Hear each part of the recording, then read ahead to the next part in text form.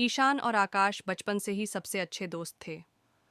मालगुड़ी के छोटे से शहर में बड़े होते हुए उन्होंने अपने सपने, राज और यहाँ तक कि नदी किनारे के अपने पसंदीदा छिपने के स्थान भी साझा किए।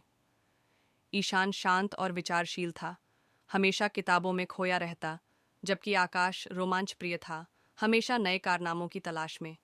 एक गर्मी की छुट्टी में उन्होंने जंगल के किनारे एक पुराना छोड़ा हुआ घर खोजा। गांव वालों में हमेशा इस घर को लेकर अफवाहें फैली रहती थीं कि यह भूतिया है।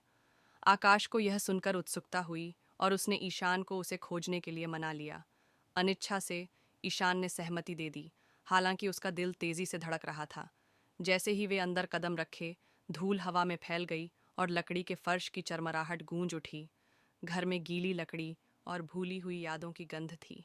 वे सावधानी से आगे बढ़े, टूटी फूटी फर्नीचर और मकड़ी के जालों से भरे खाली कमरों में झांकते हुए। जैसे ही आकाश ईशान को डरपोक कहकर चिढ़ाने वाला था, उन्होंने एक हल्की सी आवाज़ सुनी, एक फुसफुसाहट या चरमराहट। ईशान का चेहरा पीला पड़ गया, लेकिन आकाश हमेशा की तरह निडर उस आवाज़ का पीछा करते हुए सीढ़ी के नीचे छिपे एक दरवाजे तक पहुंचा। धीरे से धक्का देते ही दरवाज़ा खुल गया और अंदर एक छोटी सी गुप्त कोठरी मिली, जो पुरानी किताबों, पत्रों और एक जंग लगे धातु के डिब्बे से भरी हुई थी। जिज्ञासा से भरे उन्होंने डिब्बा खोला और उसमें फीते से बंधे कुछ पुराने पत्र पाए।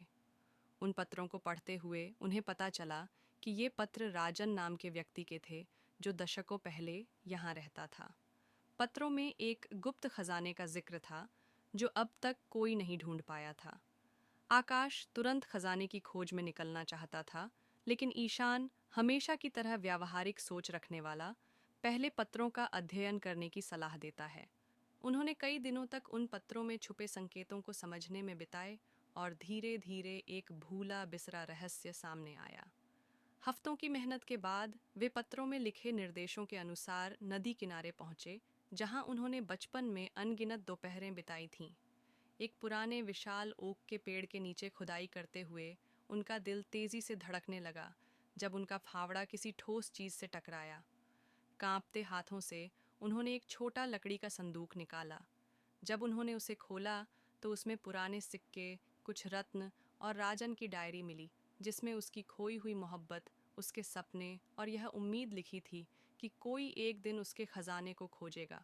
इस खोज ने ईशान और आकाश को गांव का नायक बना दिया, और इस ऐतिहासिक खोज के कारण कई विद्वान और इतिहासकार उनके गांव आए।